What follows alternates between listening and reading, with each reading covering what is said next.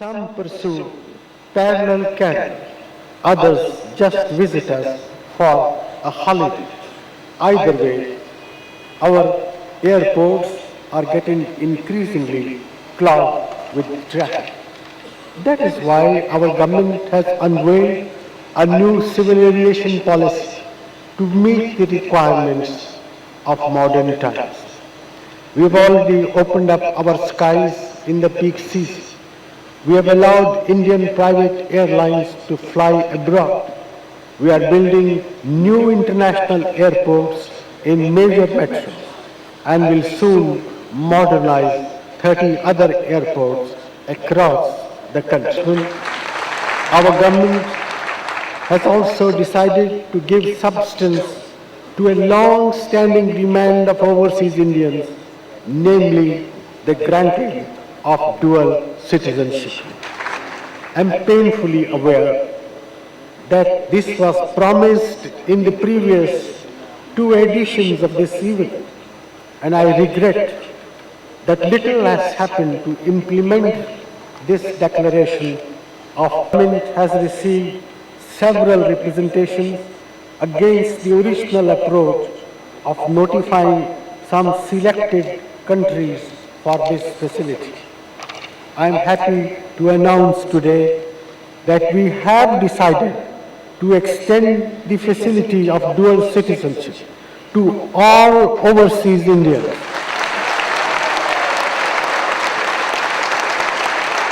To all overseas Indians who migrated from India after 26th January 1950, as long as their home countries allow dual citizenship under their local laws.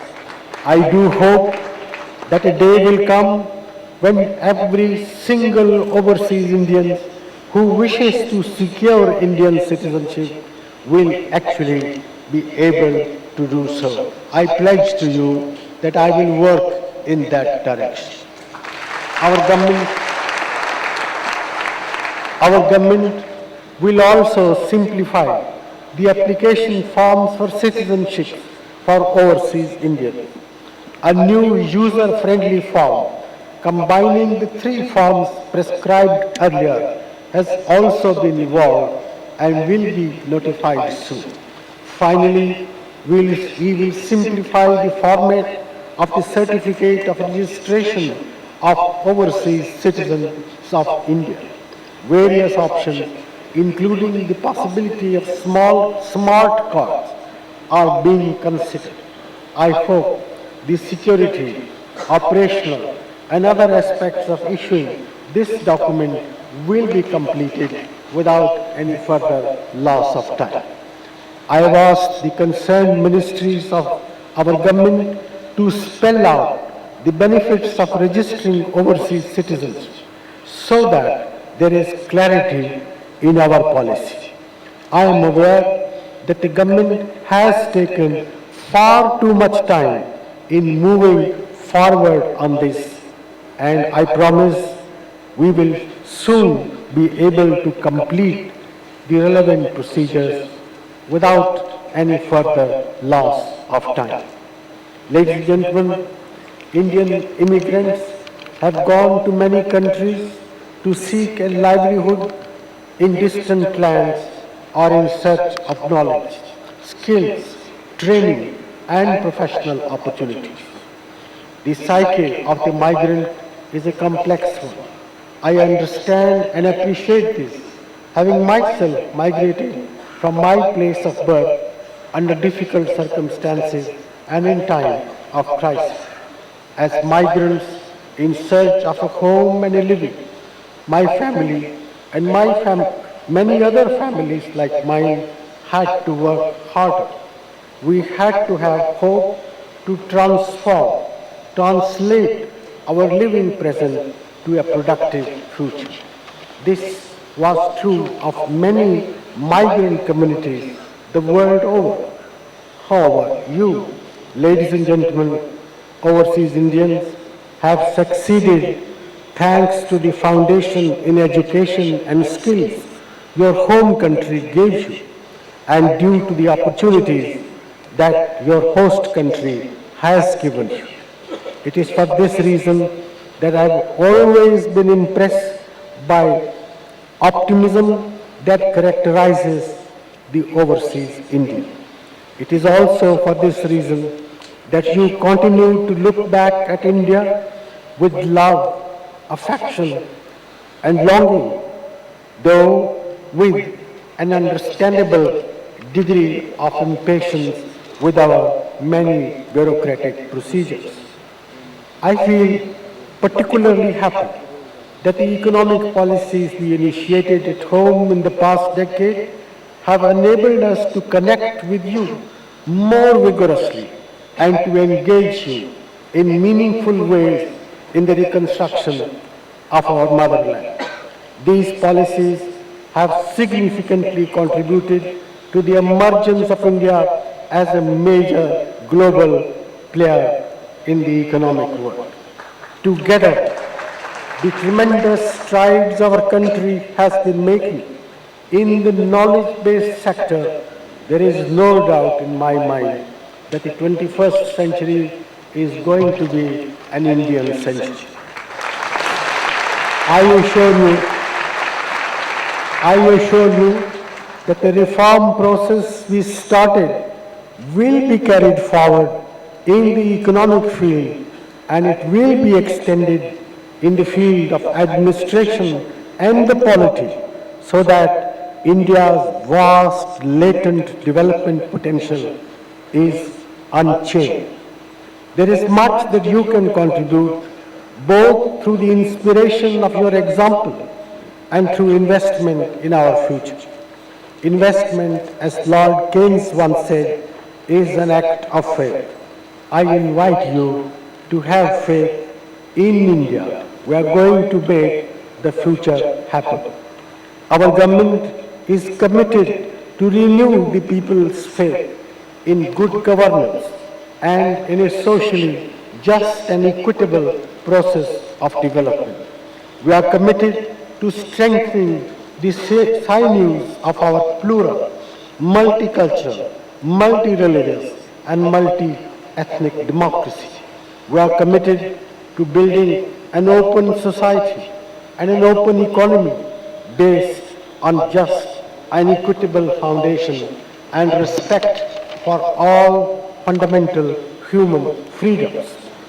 Ladies and gentlemen, I am personally committed to a closer and wide-ranging interaction between India and the overseas Indians.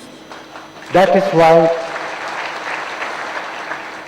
why our government created a new and a separate Ministry of Overseas Indian Affairs. This is a nodal ministry that will function as a one-stop shop on all matters pertaining to overseas and non-resident Indians. And we will welcome suggestions on its mandate and priorities. It's my intention to make this ministry as a friend and as a supporting guide for all matters relating to the affairs of overseas Indians.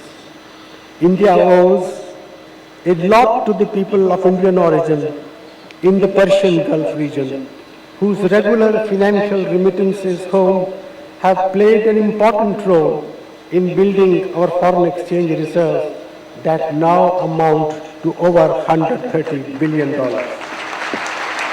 There are many issues of concern for these non-resident Indians from the Gulf countries, including issues pertaining to their work contracts and conditions.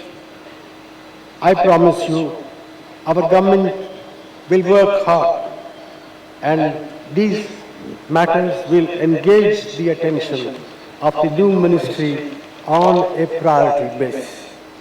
The issue of protecting returns on the savings of the non-resident Indians is a legitimate concern that the government will try and address and find appropriate solutions. Ideally, we should try and wean away non-resident Indians in the Gulf, from bank deposits to investment in debt or even equity-oriented saving. The Pravasi Bharatiya Bima Yojana, introduced last year, is an encouraging first step. Our insurance providers will be encouraged to come up with some more innovative policies to make them more attractive. Ladies and gentlemen, one of the defining characteristics of the overseas Indians is the high investments you have traditionally made in the education of your children. Interestingly, while many young Indians like to go abroad in search of higher education, many overseas Indians are coming here. This is quite natural. Young Indians, young people like to travel and live away from home as students. I have myself benefited from this experience, and so have my daughters. I would like to encourage young overseas Indians to come and study in institutions in our own country. I know that in the past governments here have not always delivered on promises in this area. But I hope the new ministry will take special interest in encouraging Indian universities and institutions to implement existing commitments and increase support for overseas Indian students wanting to study in India. Apart from higher education, non-resident Indians can meaningfully participate in extending primary education to our vast population. The programs for overseas Indians to support elementary education in India, as outlined by the Ministry of Human Resource Development, will be discussed with you in these sessions, have been devastated by this calamity. I have traveled to many coastal villages and will tomorrow be visiting Andaman and Nicobar Islands. I am touched by the overwhelming generosity of people at home and abroad and the manner in which they are coming forward to help. While the initial rescue, relief and immediate rehabilitation work will perforce have to be performed by local authorities and our security forces, we will be happy to receive the support and assistance of all in the medium and long-term rehabilitation of victims and reconstruction of the affected economies. Those of you who wish to help the relief work could contribute to the Prime Minister's National Relief Fund. I recall